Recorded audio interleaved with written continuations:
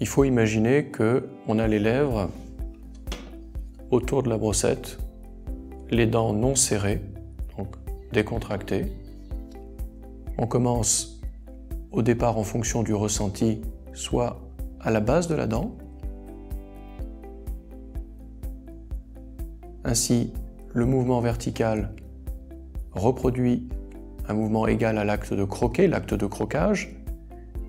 Ça nettoie le sillon gingivo-dentaire, ça masse la gencive.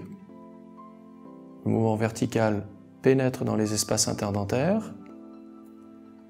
Et puisqu'on a la salive et le dentifrice, lorsque les brins sont en contact, il y a un effet de cavitation hydrodynamique. Broxo fut la première brosse au monde à utiliser cette technologie, mais elle est induite. Elle n'est pas directement due à un moteur vibrant à haute fréquence, c'est lorsque les brins s'accordent avec la gencive ou la dent que on a cet effet de cavitation hydrodynamique. Alors maintenant, je vais la mettre en route et vous allez constater en effet que ce mouvement reproduit ces trois choses.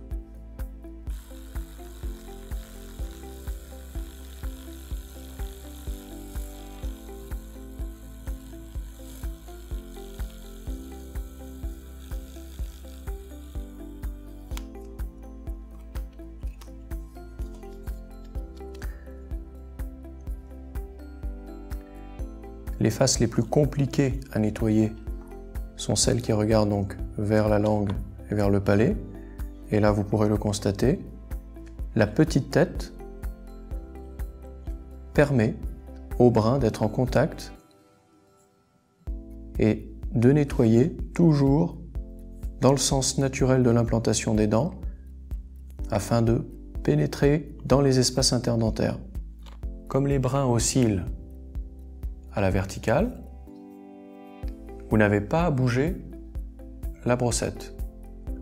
Elle fait le mouvement automatiquement. Il est très important de positionner toujours la brosse à dents à l'horizontale. Alors, si vous vous penchez, mais vous êtes toujours dans cette position-là. Jamais comme ça. Jamais comme ça. Simplement parce que les brins, s'ils sont positionnés comme ça, vont se coincer dans les espaces interdentaires et vous allez les plier, les user beaucoup plus rapidement.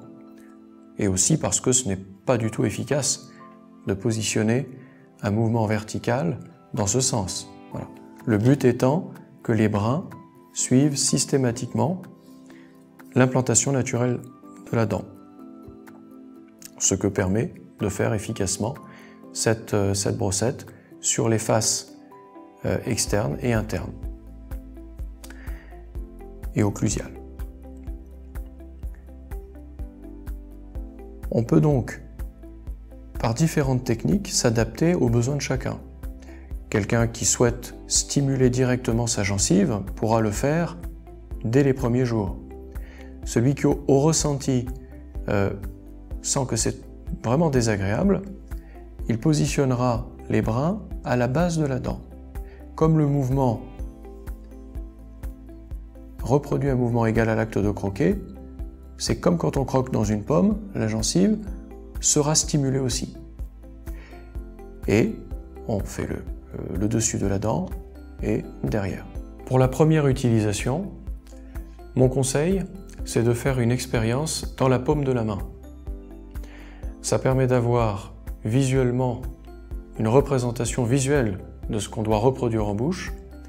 Ça permet de ressentir aussi, parce qu'il ne faut évidemment pas la laisser rebondir ou appuyer trop fort et paralyser le mouvement.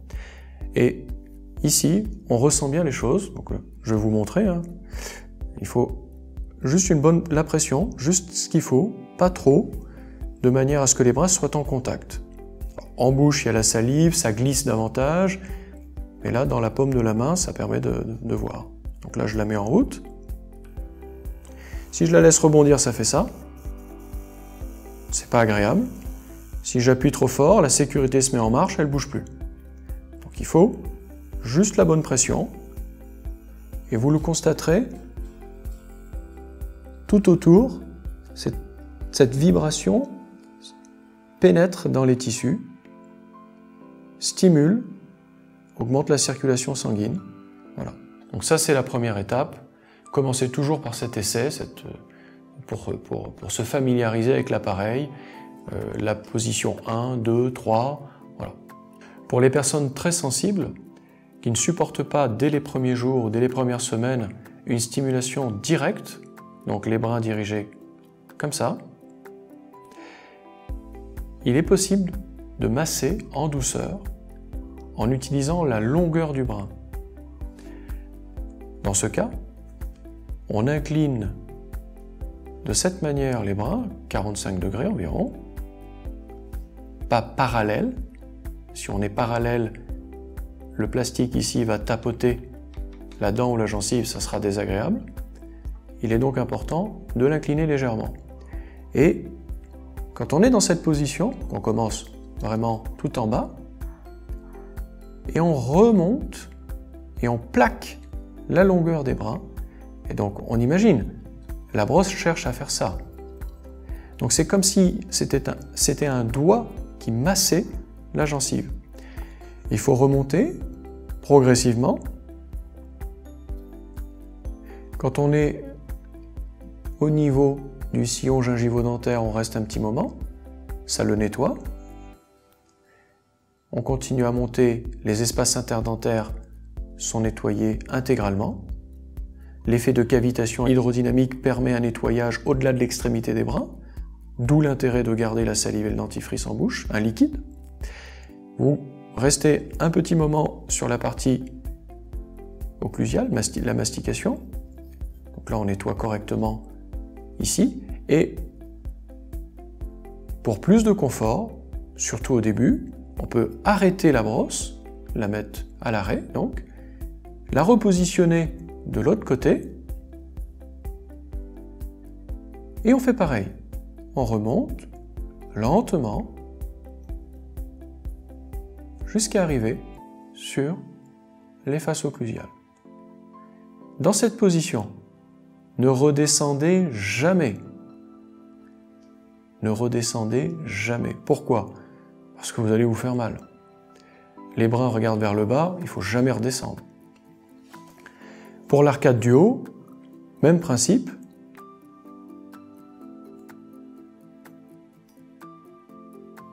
Voilà. On fait un peu au-dessus. On peut arrêter, on la repositionne, on la remet en route. Et on remonte. Sans jamais redescendre. Voilà. Alors c'est très méthodique. Vous commencez par exemple par les dents du fond, puis vous vous déplacez. À chaque fois, vous en faites, disons, une dent.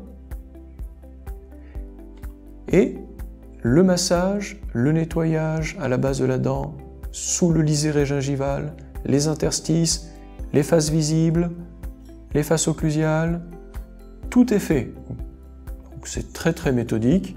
Et au départ, c'est une méthode qui peut apporter de très bons résultats. Donc par la suite, vous pourrez l'utiliser d'une manière beaucoup plus ludique.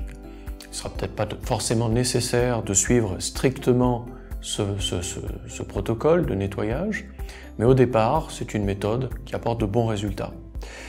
Je pense que une fois que la gencive aura commencé à se renforcer par kératinisation, le ressenti s'améliore et on peut masser directement à 90 degrés. On dirige donc les bras directement sur la gencive et on peut soit la positionner là, soit la positionner à la base de la dent. On se déplace, on fait devant, au-dessus, derrière, voilà, toujours en ayant à l'idée qu'il faut de préférence un liquide, salive, dentifrice, etc. Donc pour les faces du bas, c'est beaucoup plus facile. Pour les faces du haut, il faut user d'astuces, de techniques, avec la langue, on peut se pencher un petit peu, etc. Mais quelle que soit la position, si on est comme ça, eh bien, on suit. Si on est comme ça, on suit.